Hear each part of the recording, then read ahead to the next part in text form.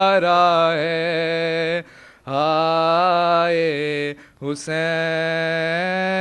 پیاسے حسین ہائے حسین پیاسے حسین کہاں یزید سے زینب نے ستم آرا غضب کیا تیرے لشکر نے روز عاشورا میرے حسین کو جنگل میں گھیر کے مارا علی کا کر دیا برباد گھر کا گھر سارا جو بے کفن ہے ابھی تک نبی کا پیارا ہے میرے غریب کو لاکھوں نے مل کے مارا ہے ہائے حسین پیاسے حسین ہائے حسین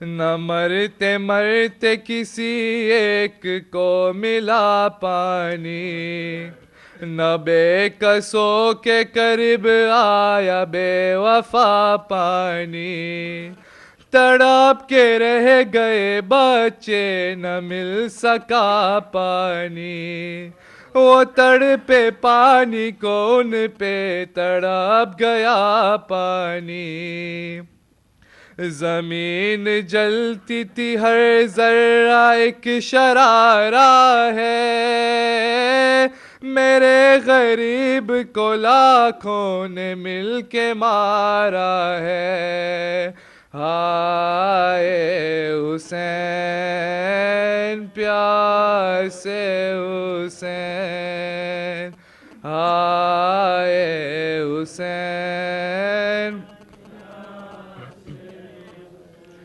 شہید ہو گئے عباس و قاسم و اکبر وہ میرے اون و محمد وہ میرے نور نظر تجھے میں ڈھونڈوں کہاں بے زبان علی اصغر بتاؤ بیویوں میں رو ہائے کس کس پر شکین سبت پیمبر کا سر اتارا ہے میرے غریب کو لاکھوں نے مل کے مارا ہے ہائے حسین پیاسے حسین ہائے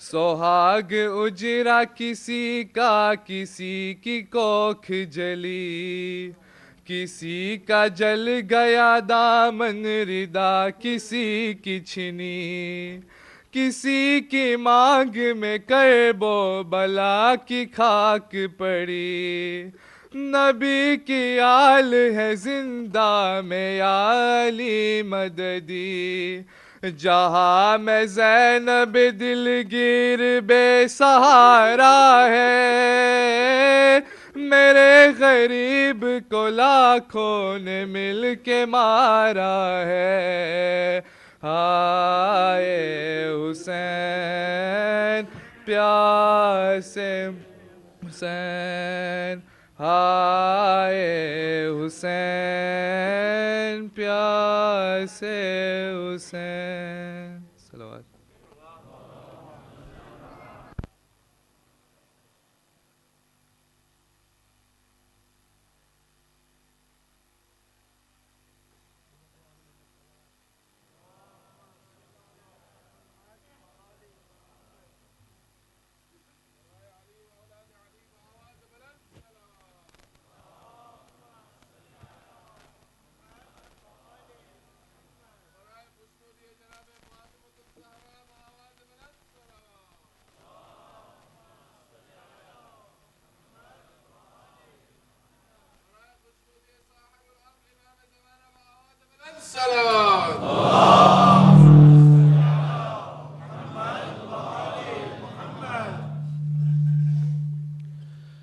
الفاتحة.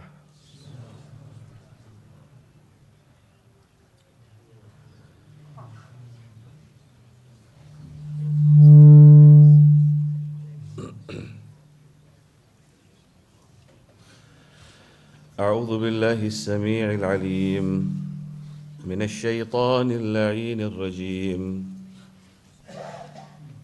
بسم الله الرحمن الرحيم. الحمد لله الذي لا يبلغ مدحته القائلون ولا يحصي نعماءه العادون ولا يؤدي حقه المجتهدون. الذي لا يدركه بعد الهمم ولا يناله غوص الفطن. الذي ليس لصفته حد محدود ولا نعت موجود ولا وقت معدود ولا أجل ممدود. فطر الخلائق بقدرته ونشر الرياح برحمته ووتد بالصخور ميدان أرضه. والصلاة والسلام على أشرف الأنبياء والمرسلين خاتم النبيين سيدنا الممجد بشيرنا المصدق نذيرنا المؤيد المصطفى الأمجد محمود الأحمد الذي سمي في السماء بأحمد وفي الأرض بأبي القاسم محمد.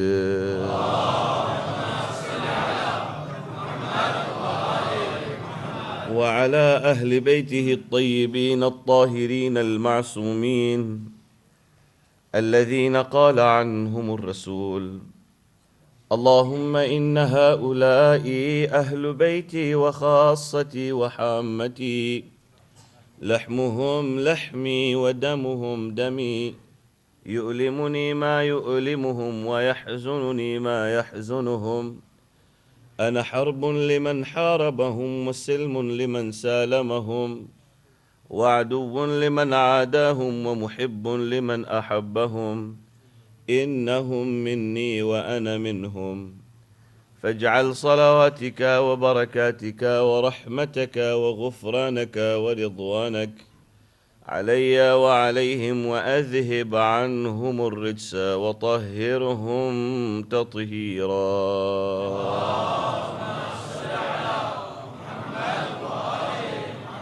واللعنة الدائمة على أعدائهم ومبغضيهم وغاصب حقوقهم ومنكر فضائلهم من أول يوم ظلمهم إلى لقاء يوم الدين. أما بعد، السلام عليكم جميعا ورحمة الله وبركاته. أعظم الله أجورنا وأجوركم بمصابنا بأبي عبد الله الحسين عليه السلام. عزیزان گرامی، کل شب چہلم ہے اور آپ کے سامنے ایک خلاصہ اور نتیجہ پیش کرنا چاہوں گا. آج کی مجلس میں دو چار باتیں پیش کرنا چاہتا ہوں جو میں اپنے طور پر ضروری سمجھتا ہوں کہ اس پیغام کو اپنے سننے والوں کے لیے ایک اہم ترین پیغام سمجھ کے پیش کیا جائے، کیونکہ ممبر پہ بیٹھنے کی ایک ذمہ داری ہوتی ہے اور اس ذمہ داری کو ادا کرنا صاحب ممبر کے لیے ضروری ہوتا ہے. اگر قیامت کے دن پوچھا جائے کہ آپ کو سننے والے بھی دیے تھے اور آپ کو ممبر بھی دیا تھا، تو کم سے کم یہ بندہ پروردگار سے کہہ سکے: مالک، میں نے اپنے کام کو انجام دیا تھا جیسے میں انجام دے سکا تھا. لہٰذا میرے عزیز دوستو، میں آپ کے سامنے دو چار باتیں پیش کرنا چاہتا ہوں. اولاً یہ کہ مسلسل آپ کے سامنے نفس کی تزکیے کے بارے میں نے گفتگو کی ہے، اور اس گفتگو کو میں ایک مرحلے تک آپ کے سامنے لے کر آیا ہوں کہ ہم کو اس نفس کے تزکیے کی ضرورت ہے تاکہ ہم اس ڈیسٹینیشن پہ ارائیو ہوں، وہاں پہ پہنچیں جہاں پروردگار عالم ہمیں پہنچانا چاہتا ہے۔ قرآن مجید کی ایک آیت ہے سورہ نور ورس نمبر 55 آیت نمبر 55 میں پروردگار عالم ارشاد فرماتا ہے وَعَدَ اللَّهُ الَّذِينَ آمَنُوا وَعَمِلُوا الصَّالِحَاتِ، خداوند تعالیٰ ایمان والوں کو اور نیک کاروں کو، نیک عمل کرنے والوں کو وعدہ کرتا ہے۔ وَعَدَ اللَّهُ الَّذِينَ آمَنُوا وَعَمِلُوا الصَّالِحَاتِ لَيَسْتَخْلِفَنَّهُمْ فِي الْأَرْضِ كَمَا اسْتَخْلَفَ الَّذِينَ مِن قَبْلِهِمْ، کہ وہ زمین پر ہم انسان کو پورا اسٹیبلش کرے گا۔ لَيَسْتَخْلِفَنَّهُمْ فِي الْأَرْضِ كَمَا اسْتَخْلَفَ الَّذِينَ مِن قَبْلِهِمْ، جیسے کہ اس نے ان سے پہلے والوں کو اسٹیبلش کیا تھا۔ وَلَا يُمَكِّنَنَّهُمْ دِينَهُمُ الَّذِي ارْتَضَىٰ لَهُمْ، اور ان لوگوں کے لیے اس دین کو پاسبل کرے گا، ممکن بنائے گا۔ وہ کون سا دین؟ جس دین کو اس نے ان کے لیے چنا ہے، یعنی دین اسلام۔ وَلَيُبَدِّلَنَّهُمْ مِن بَعْدِ خَوْفِهِمْ أَمْنًا، اور اس ماحول کو وہ ایسا ماحول بنائے گا کہ جس ماحول میں خوف کو بدل کے امن میں تبدیل کر دے گا، یعنی ایک ایسا ماحول آئے گا جس ماحول میں خوف نہیں ہوگا، اور وہ ماحول میں کیا ہوگا؟ امن و امان ہوگا۔ وَلَيُبَدِّلَنَّهُمْ مِن بَعْدِ خَوْفِهِمْ امنا، وہ ایسا ماحول ہوگا یعبدوننی ولا یشرکون بی شیئا، وہ میری عبادت کریں گے اور کسی کو میرا شریک قرار نہیں دیں گے۔ وَفَمَنْ كَفَرَ بَعْدَ ذَلِكَ، جس نے اس کے بعد کفر کیا، فَأُولَئِكَ هُمُ الْفَاسِقُونَ، تو وہ لوگ فاسق کہے جائیں گے۔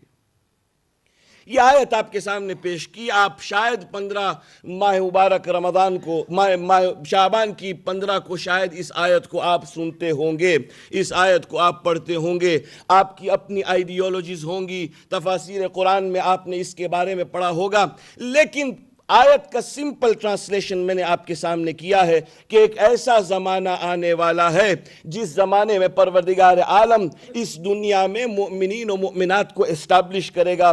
وہ ایسا ماحول ہوگا جس ماحول میں خوف نہیں ہوگا، امن ہوگا، امان ہوگا، اور فقط پروردگار کی عبادت ہوگی، شرک نہیں ہوگا۔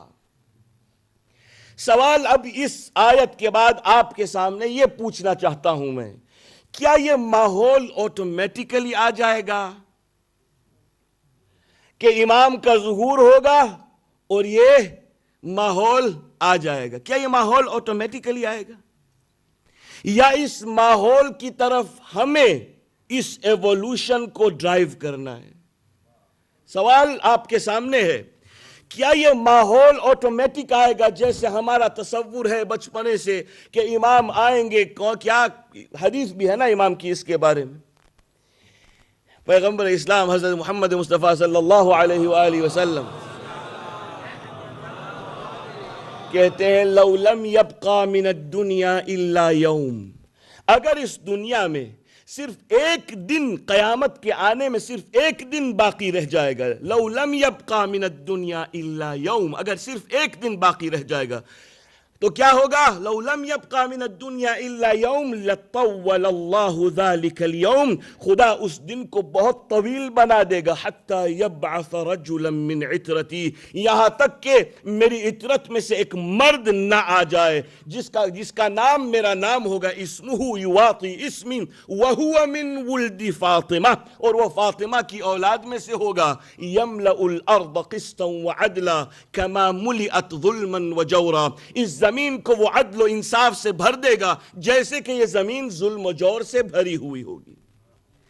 تو یہ ہمارے تصور میں ہے کہ ایک دن امام آئیں گے، اور یہ پیغمبر کی حدیث ہے، اور اس حدیث کے ذریعے ہمارا تصور ہے کہ ایک دن امام آئیں گے، تلوار لے کر آئیں گے، عدل و انصاف سے اس دنیا کو بھر دیں گے اور امن و امان ہو جائے گا۔ کیا یہ ہے تصور، یا پھر تصور یہ ہے کہ اس ماحول کو پیدا کرنے میں میری طرف سے بھی کوئی کنٹریبیوشن ہونا چاہیے؟ اگر میری طرف سے کنٹریبیوشن ہے اور اگر میں چاہتا ہوں کہ میں اس ماحول تک پہنچ سکوں، اس ماحول کے لیے راستہ ہموار کروں، اس ماحول کے لیے میں خود اپنا کنٹریبیوشن دوں، تو میرے لیے ضروری ہے کہ میں اس راستے کی طرف چلوں جس راستے کی طرف پروردگار نے مجھے چلانے کا حکم دیا ہے۔ یہ میری ذمہ داری رہے گی، آپ کی ذمہ داری رہے گی، علماء کی ذمہ داری رہے گی، قوم کی ذمہ داری رہے گی، انڈیویجولز کی ذمہ داری رہے گی، ہر ایک کی ذمہ داری رہے گی کہ ہم مل کر اس ماحول کے لیے اپنے کنٹریبیوشنز کو، اپنے نفسوں کو اپنے طور پر انڈیویجول لیول پر اور اجتماعی لیول پر، دونوں لیول کے اوپر ہم جا کے اس ماحول کو کریٹ کریں۔ اگر اس آیت کی صحیح انڈرسٹینڈنگ سمجھنا چاہتے ہیں ہم لوگ، تو ایسے ہی نہیں آنے والا وہ ماحول ہم لوگوں کو تیار کرنا پڑے گا تاکہ امام اس ماحول کے اندر آئیں، اور کوئی راستہ اس کے سوا نہیں ہے۔ وہ ماحول ہم کو پیدا کرنا پڑے گا، جبکہ ہمارے لبوں پہ غیبت نہیں ہوگی، جبکہ ہمارے کانوں کے اندر غیبت نہیں سنی جائے گی، جب ہماری آنکھوں میں نفرت نہیں ہوگی، جب ہمارے دلوں میں بغض نہیں ہوگا، جب یہ نفس پاک و پاکیزہ ہوگا، طاہر ہوگا اور امام کو ریسیو کرنے کے لیے تیار ہوگا، وہ ماحول ہوگا جس ماحول میں امام آئیں گے اور اپنی تلوار چلائیں گے، ظلم و جور کو ختم کریں گے، مگر اس ماحول کو مجھے پیدا کرنا ہے، اس ماحول کی طرف ہم کو چلنا ہے، ہم کو وہ ماحول پیدا کرنا ہے۔ اب اگر یہ بات ذہن میں آ گئی تو دو باتیں اور سن لیجئے تاکہ میری بات مکمل ہو جائے۔ ایک زمانہ تھا،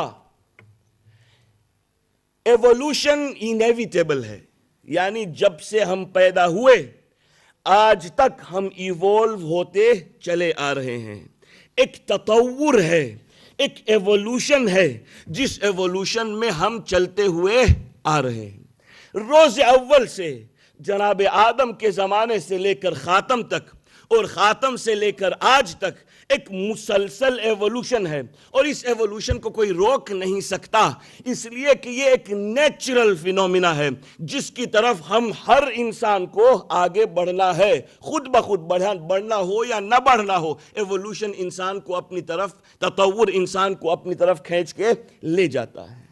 تو ایک ماحول تھا، ایک زمانہ تھا، انسان کے لیے دو باتیں، اور ایک یہ کہ انسان کے لیے آپ نے دیکھا ہے جب جانور پیدا ہوتا ہے، اگر گائے کا بچہ ہے تو یہاں گائے نے بچہ دیا اور 2 لمحے کے بعد گائے کا بچہ کھڑا بھی ہو گیا، چلنے بھی لگا اور بھاگنے بھی لگا۔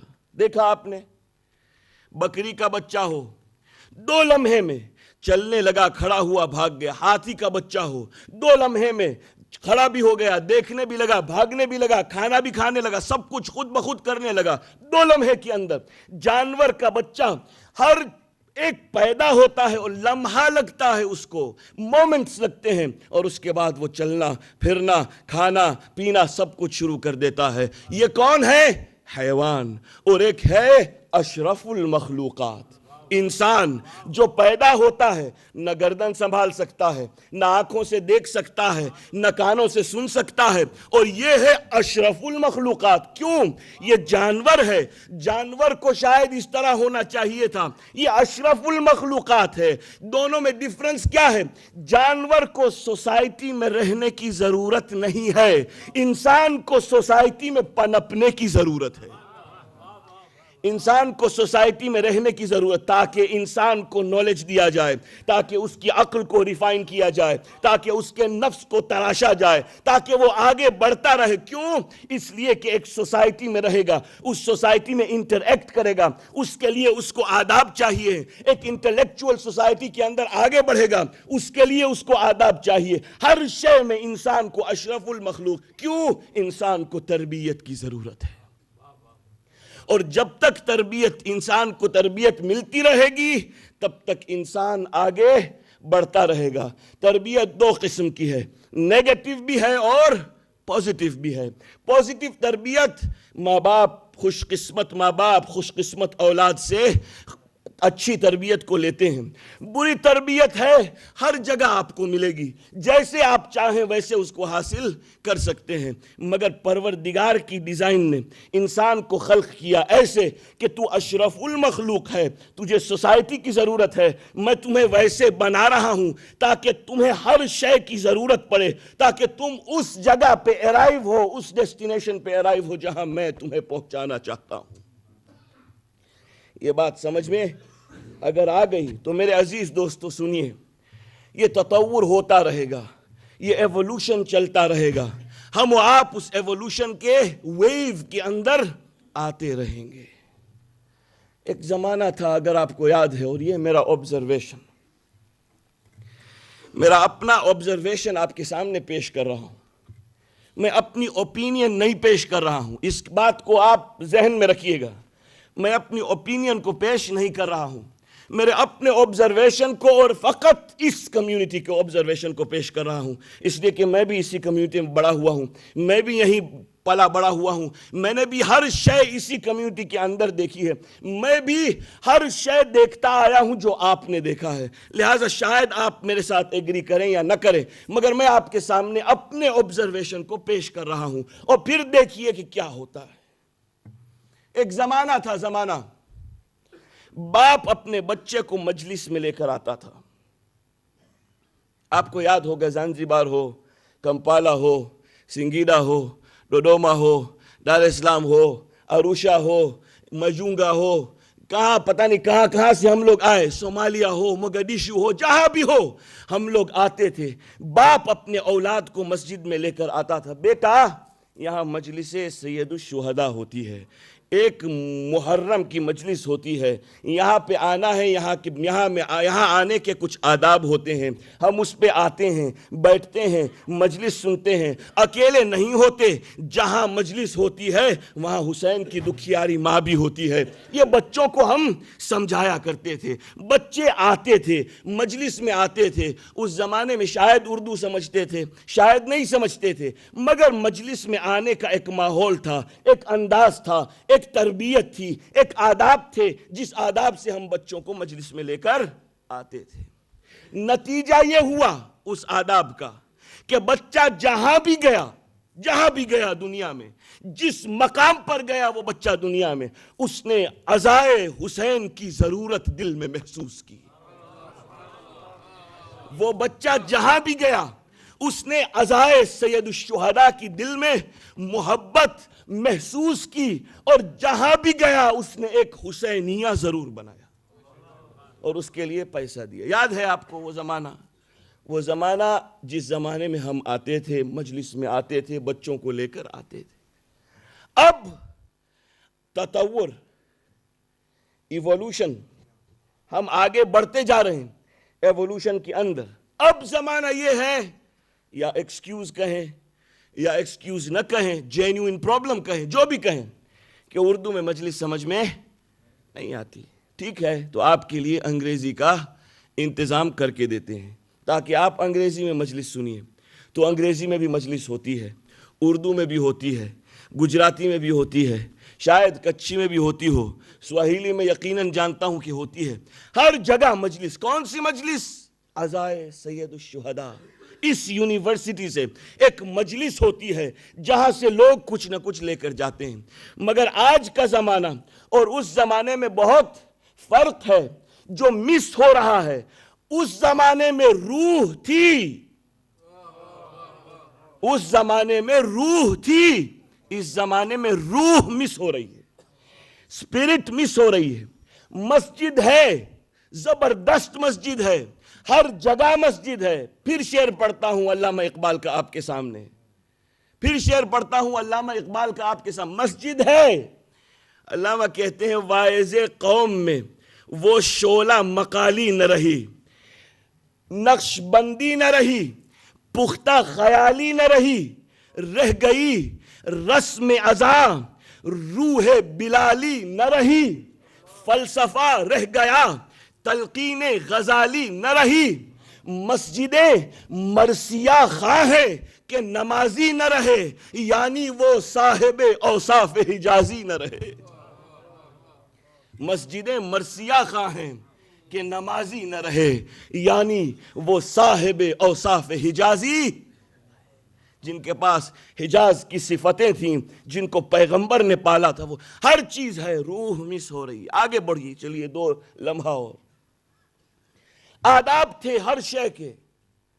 بچہ، اگر آپ چھوٹے ٹاؤن میں رہتے تھے یا بڑے ٹاؤن میں رہتے تھے، بڑے کا آپ سے اگر کوئی بڑا تھا، اس کا ایک لحاظ تھا، لحاظ۔ اس کو ہم اگر سگریٹ پیتے تھے چھپ چھپ کے، اگر باپ کا کوئی دوست نظر آیا، آپ کو یاد ہوگا، میں آپ کیا کہوں، آپ خود جانتے ہیں، اس لیے نہیں کہ ہم اس سے ڈرتے تھے، اس لیے نہیں کہ اس سے گھبراتے تھے، نہیں، ہم سگریٹ کو اس کے لحاظ میں چھپا دیتے تھے۔ یاد ہے آپ کو؟ کھانا آتا تھا ٹیبل کے اوپر، کھانا، دال روٹی اچار کچھ بھی ہو، کھاؤ بیٹا۔ وہاں یہ نہیں تھا کہ ہم دال پسند نہیں کرتے، ہم کو دال اچھی نہیں لگتی، جو ٹیبل پہ تھا وہ کھا لیتے تھے، ادب کے ساتھ، احترام کے ساتھ۔ میں نہیں کہتا صحیح ہے، میں نہیں کہتا غلط ہے، میں صرف آپ کو بتا رہا ہوں ہمارے ایوولوشن کا سسٹم، بات آگے بڑھی، ہم اور آگے گئے۔ مثال کے طور پہ شادی، ایک زمانے میں شادی ہر زمانے میں ہوتی ہے، ایک زمانے میں کیا، شادی تو ہر زمانے میں ہوتی تھی، مگر آپ کو میں پروسیس آف ایوولوشن بتانا چاہتا ہوں۔ ایک زمانے میں باپ گھر پہ آتا تھا، باپ کہتا تھا، بیٹا ہم نے تمہاری شادی طے کر دی، کنفرمڈ۔ پاپا کون ہے لڑکی؟ کہا تم دیکھ لینا اس کو۔ یاد ہے آپ کو؟ شاید اس ہال میں کچھ ایسے افراد ہوں جن کی ایسے شادی ہوئی ہو سکتا ہے۔ باپ آیا گھر پہ، میں نے تمہاری شادی طے کر دی۔ پاپا لڑکی کون ہے؟ کہا تم کو پتہ چل جائے گا۔ لڑکی نے پوچھا پاپا لڑکا کون ہے؟ کہا تم کو پتہ چل جائے گا، دیکھ لینا اس کو۔ شادی کی رات آتی تھی، آپس میں ایک دوسرے سے ملتے تھے، یہ میری بیوی ہے، یہ میرا شوہر ہے، جو ملا الحمدللہ رب العالمین۔ میں نہیں کہتا صحیح تھا، میں نہیں کہتا غلط ہے، میں اپنے آبزرویشن کو پیش کر رہا ہوں۔ میں آپ کو کس کی طرف؟ اس تطور کی طرف لے جا رہا ہوں تاکہ بات میری اپنی واضح ہو سکے۔ وہ زمانہ ختم ہوا، اس کے بعد کا زمانہ آیا۔ اس کے بعد وہ کون سا زمانہ تھا؟ باپ گھر میں فوٹوگراف لے کے آتا تھا، تصویر لے کے آتا تھا کہ ہم نے تمہاری شادی طے کر دی، فلاں مجھے سگے مامے جی پتر جی دی چھوکرو، میں اس کو تمہارے لیے لے کر آیا ہوں، یہ بیٹی۔ فوٹوگراف لے کر آتا تھا، کبھی کبھی فوٹوگراف پاسپورٹ سائز ہوتا تھا، پتہ نہیں کہ کیسا ہے، بس شکل دیکھ لی لڑکی نے اور لڑکے نے۔ شادی کا زمانہ آتا تھا، شادی ہوتی تھی اور یہ دونوں شادی کر لیتے تھے۔ صحیح تھا غلط تھا اس کی بات، اس سے مجھے کوئی لینا دینا نہیں ہے، وہ آپ اپنی اوپینین رکھیے، میں اپنی رکھوں گا۔ میں صرف آپ کو پیریڈز بتا رہا ہوں، تطور کے پیریڈز، پروگریس کے پیریڈز، ایک ایوولوشن کے پیریڈ۔ یہ پیریڈ بھی ختم ہو گیا، تصویروں والا پیریڈ۔ اس کے بعد دوسرا پیریڈ آیا۔ ابھی آپ یہاں انگلینڈ کا بھی شاید ایسا ہوگا، لیکن تنزانیہ میں بڑا ہوا ہوں، میں نے یہ دیکھا ہے، اور یقیناً دوستوں سے سنا ہے کہ کینیا اور یوگانڈا اور شاید صومالیہ میں یہی سسٹم ہوگا۔ اس کے بعد کا زمانہ آیا، وہ کون سا زمانہ تھا؟ اس زمانے میں ماں لڑکی کے ساتھ مسجد کے باہر کھڑی رہتی تھی اور کہتی تھی لڑکے کو، دیکھ میں باہر کھڑی رہوں گی اتنے بجے، تم گاڑی چلاتے چلاتے سر نہ پٹخ دینا، گاڑی چلاتے چلاتے دیکھ لینا جو لڑکی میرے نزدیک کھڑی ہوئی ہوگی، اس لڑکی سے میں تیری شادی کروانا چاہتی ہوں، پسند آئے تو اچھا، نہیں آئے تو پھر دوسری ڈھونڈوں گی۔ یاد ہے آپ کو؟ ہو سکتا ہے یہاں، اور یقیناً ہے یہاں، ہو سکتا ہے کہ ایسے شادیاں بہت سے لوگوں نے مسجد کے باہر کھڑے ہو کے کر لی۔ اس کے بعد کا زمانہ آیا، سنیے زمانے بدل رہے ہیں، ایک زمانہ بدل رہا ہے۔ اس کے بعد کا زمانہ آیا جس زمانے کے اندر لڑکی گھر پہ بلاتی تھی لڑکے کو، ماں باپ کہتے تھے اس کو گھر پہ بلاؤ، لڑکا گھر پہ آتا تھا اور سسٹم یہ تھا کہ ٹرے ہاتھ میں لے کر چاہے جلیبی ہو یا سموسا ہو یا سوڈا ہو جو بھی ہو ہاتھ میں ٹرے لے کر لڑکا آتا تھا نظریں جھکی ہوئی ہوتی تھی لڑکی آتی تھی اور سوڈا کو پکڑ پکڑ کے ایک مرتبہ دیکھ لیتا تھا کہ یہ لڑکی ہے اور اس کے ساتھ مجھے شادی کرنا ہے. وہ زمانہ بھی گیا ختم. اس کے بعد کا زمانہ آیا ملے آپس میں شادی کے لیے گفتگو کی بات کی جو شریعت نے اجازت دی اس کی بات کی. وہ زمانہ بھی میرے دوستوں چلا گیا. اس کے بعد کا زمانہ انٹرنیٹ کا زمانہ آیا انٹرنیٹ میں شادی ہوئی. اب اس کے آگے کا تطور کہاں لے جاتا ہے یہ خدا ہی جانتا ہے. اس کے آگے کے زمانے میں یہ ایوولوشن ہم کو کہاں لے جائے گا یہ خدا جانتا ہے. مگر اس پورے سسٹم کے اندر پوری شے کے اندر جو میں نے آپ کے سامنے ابھی رکھی ہر شے ہے. زمانہ بدل رہا ہے ہم کو اپنی لپیٹ میں لیے جا رہا ہے. ہم اس لپیٹ کو اس ویو کو اس موج کو روک تو نہیں سکتے البتہ یہ ضرور کر سکتے ہیں کہ ہم چوز کریں کہ ہم کہاں اینڈ اپ ہونا چاہتے ہیں. اس کو روک نہیں سکتے لیکن انفلوئنس کر سکتے ہیں کہ ہمارا فائنل ڈیسٹینیشن کہاں ہونا چاہیے. اللہ اکبر. یہ دولت یہ ثروت یہ سکھ یہ تمام چیزیں جو ہمارے پاس ہیں یہ پروردگار عالم کی ایک نعمت ہے. خدا کہتا ہے ضرب اللہ مثلا آمنا ضرب اللہ مثلا قریة آمنة مطمئنة یأتیها رزقها رغدا من کل مکان.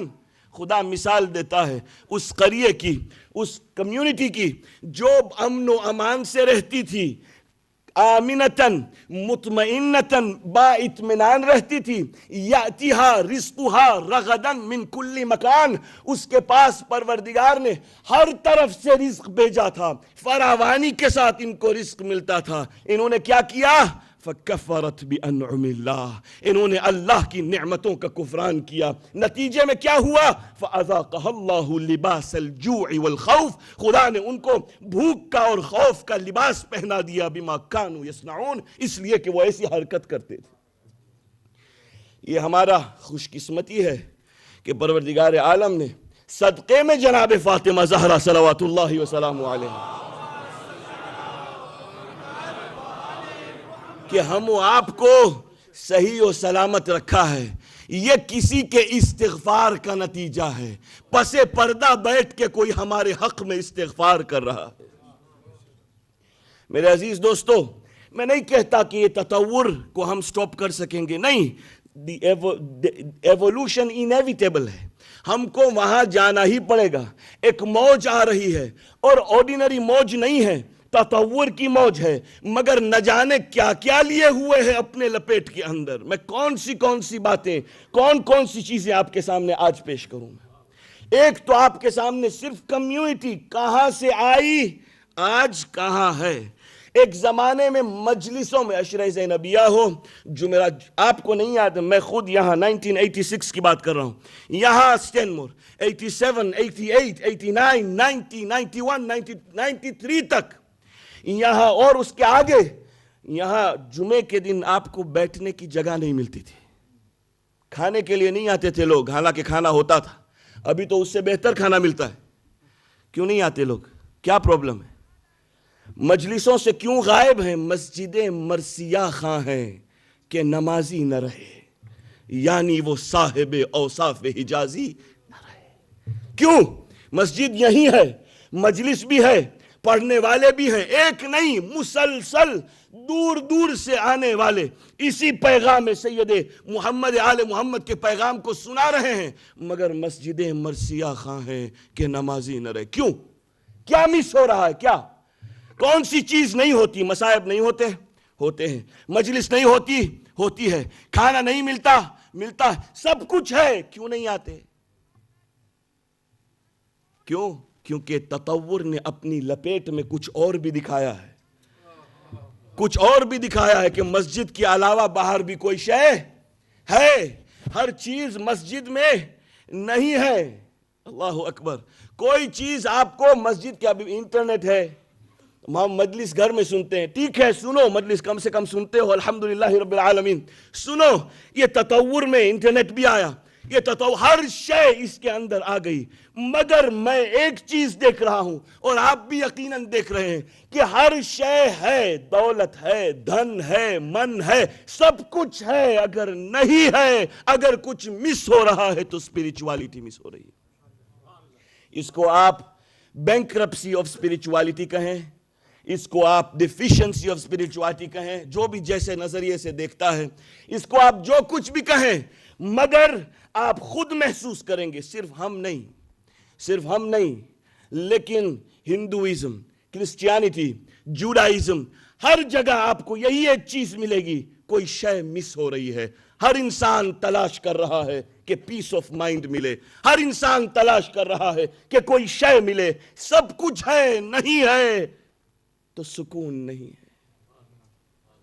اور خدا کہتا ہے الا بذکر اللہ تطمئن القلوب، یقیناً فقط اللہ کے ذکر میں قلب اطمینان ہوتا ہے۔ میرے عزیز دوستو، آگے چلیے، ایک ہوا ہے، چاہے وہ بے حجابی کی ہوا ہو، چاہے وہ کون سا ایک موضوع آپ کے سامنے پکڑ کے میں آگے بڑھوں، مگر میں جنرلی آپ کے سامنے 2-3 باتیں بیان کرتا ہوں۔ یہ ایک ویو ہے، ایک بہت بہت خطرناک موج ہے جو اپنے لپیٹ میں ہم و آپ کو لینا چاہتی ہے، اور اس موج کے اندر باہر کے دشمن بھی ہیں اور اندر کے دشمن بھی ہیں۔ باہر کے دشمن سے خوف نہیں ہے، 1400 برس گزر گئے، تلوار کے سائے میں اسلام پروان چڑھا ہے، 1400 سال گزر گئے، تلواروں کے سائے میں ملت تشیع پلی ہے، 1400 برس گزر گئے کہ ملت تشیع پروان چڑھی ہے تلواروں کے سائے میں۔ کبھی بھی یہ ملت ختم نہیں ہو سکتی، جب تک کہ ہم لوگوں کے پاس کربلا ہے تب تک کبھی بھی ختم نہیں ہو سکتی۔ اور ہمارے پاس بحمد اللہ تعالی ایک ماضی ہے اور ایک مستقبل ہے۔ ہمارے ماضی میں کربلا ہے، ہمارے مستقبل میں امام زمان عجل اللہ تعالی فرجہ شریف۔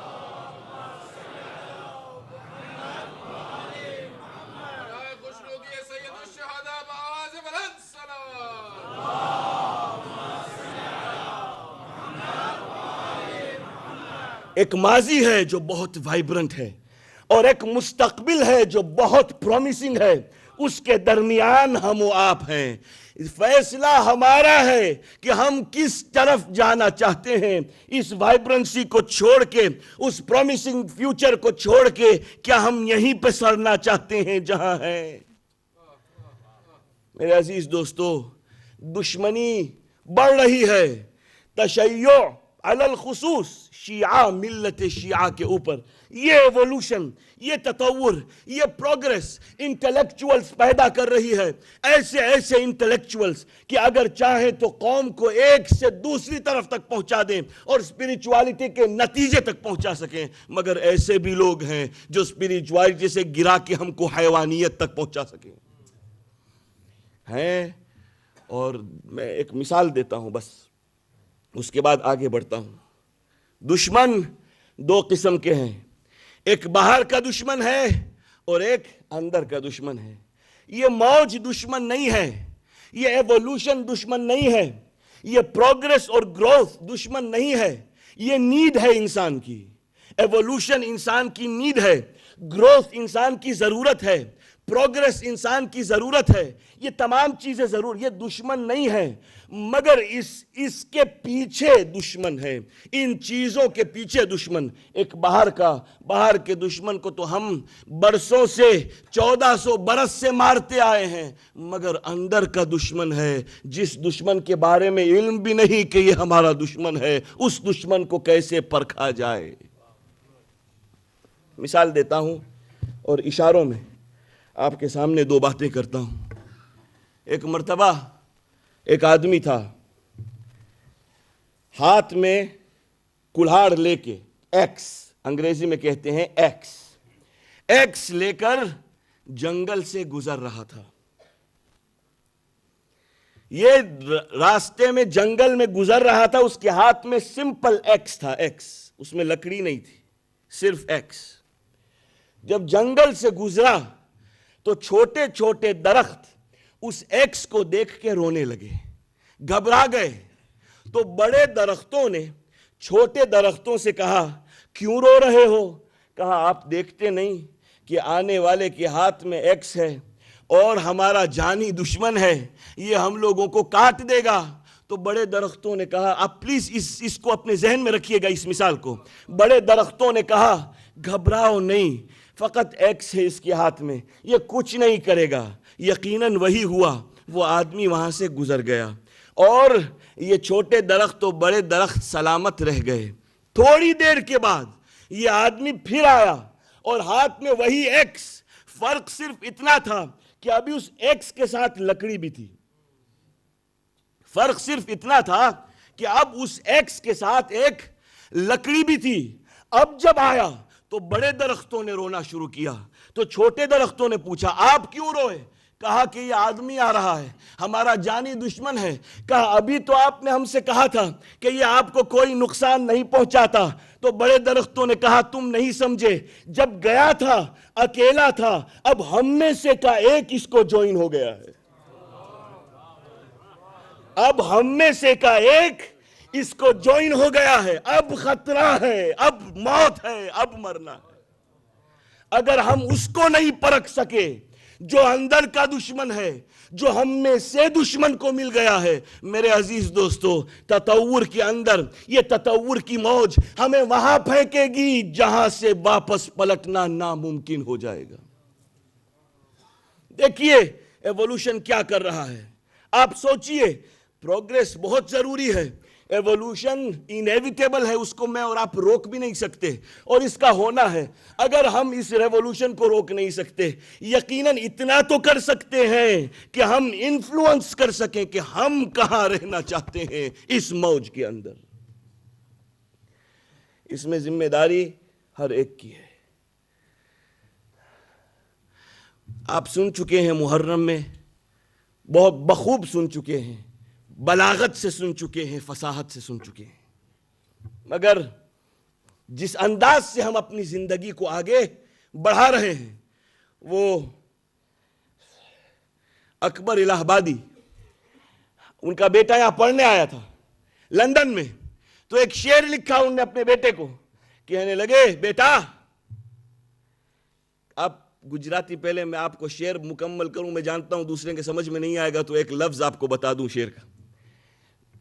اردو میں ایک لفظ ہے, اسے کہتے ہیں سیویاں, ایک میٹھی میٹھی چیز ہے, اسے کہتے ہیں سیویاں. گجراتی میں اسے سیو کہتے ہیں, سیو, بس.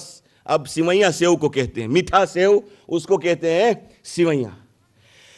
اکبر الہ آبادی شعر لکھتے ہیں, شعر میں اپنے بیٹے, اور بہت زبردست شعر ہے, اس پہ غور و فکر کیجئے گا اور سوچئے گا کہ تطور ہم کو کہاں تک پہنچا لایا, ایوولوشن ہم کو کہاں تک لایا. کہتے ہیں اپنے شعر کے اندر اپنے بیٹے کو, کھا کے لندن کی ہوا عہد وفا بھول گئے. کہتے ہیں کھا کے لندن کی ہوا عہد وفا بھول گئے, کیک کھا کھا کے سیویوں کا مزہ بھول گئے. اپنے شعر میں لکھا ہے, کھا کے لندن کی ہوا عہد وفا بھول گئے, کیک کھا کھا کے سیویوں کا مزہ بھول گئے. کرسمس میں ٹرکی ضرور کھاؤں گا, لیکن عید میں سیو بنانا یہ کون سی لوجک ہے؟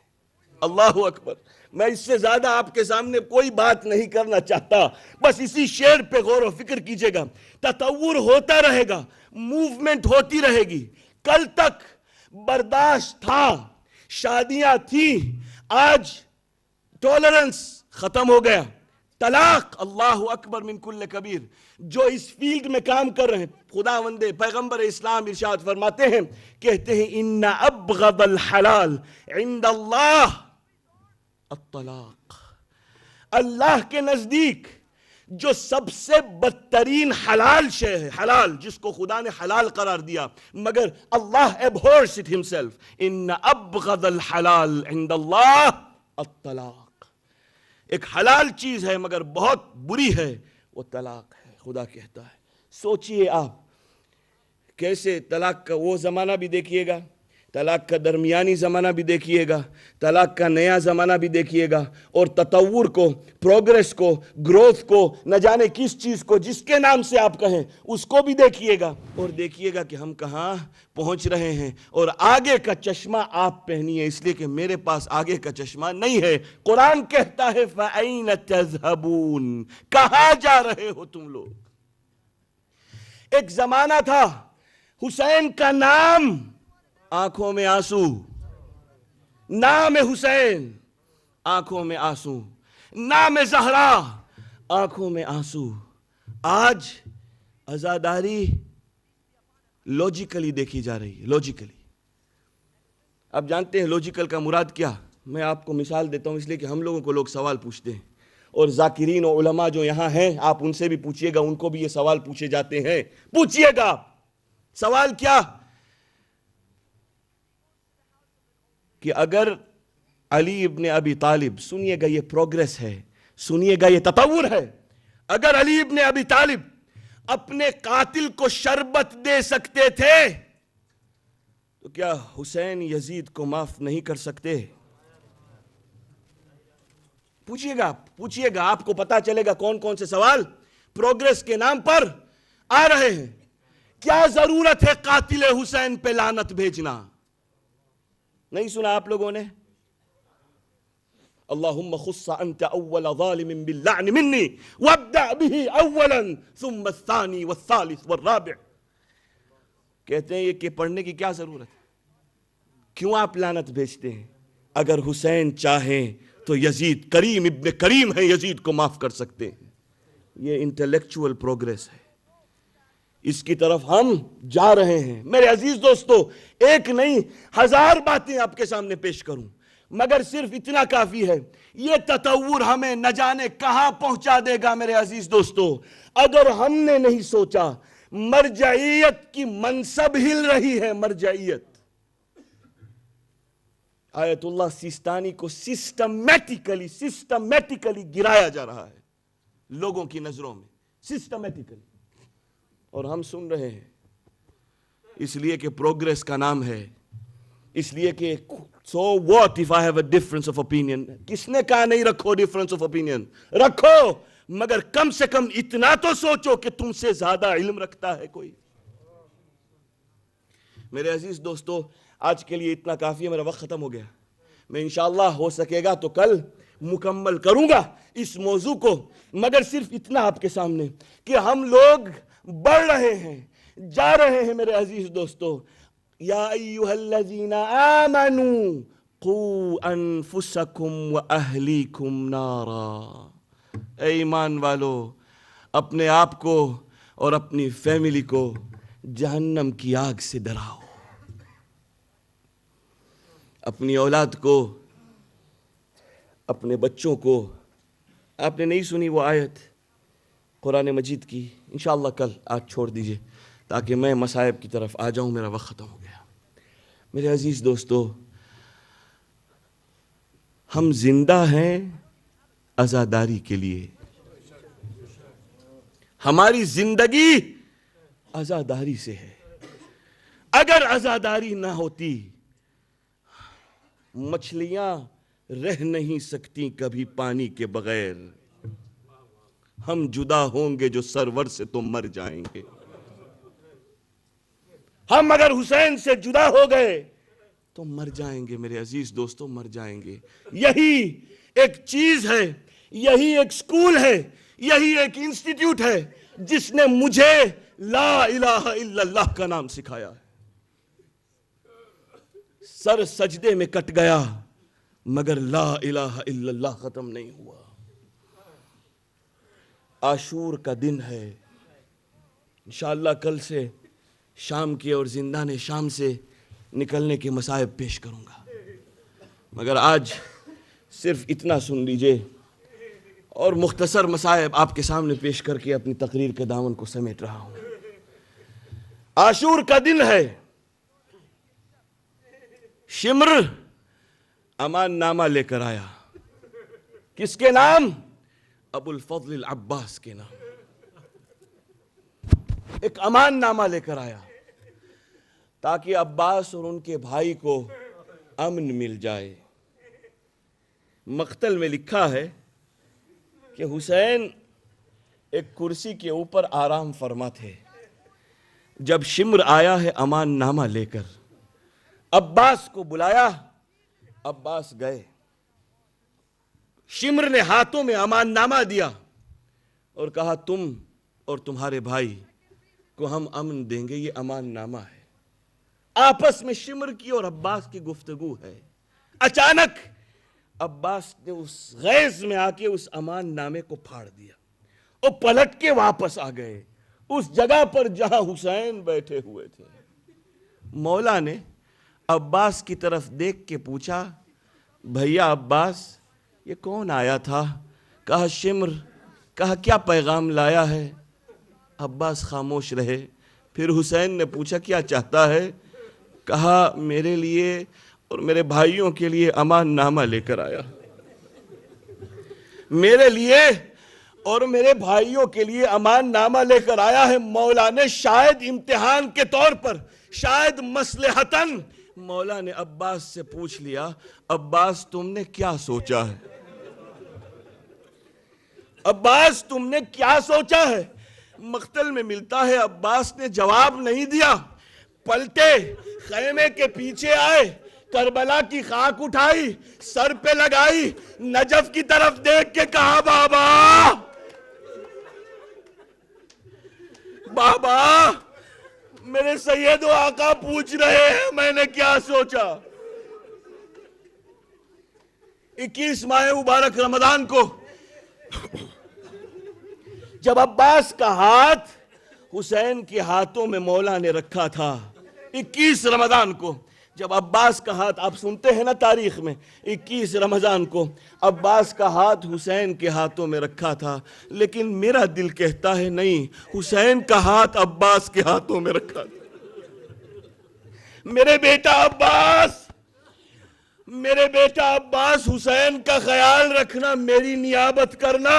مقتل میں ملتا ہے کہ جب عباس کے بازو قلم ہو گئے اور حسین آئے ہیں عباس کو ڈھونڈتے ڈھونڈتے، تو پہلے حسین کو عباس کے بازو ملے، پھر عباس ملے. شاید حسین نے ان بازوؤں کو اٹھا کے کہا ہو بابا آپ نے یہ ہاتھ میرے ہاتھوں میں رکھے تھے. بابا باتوں میں حسین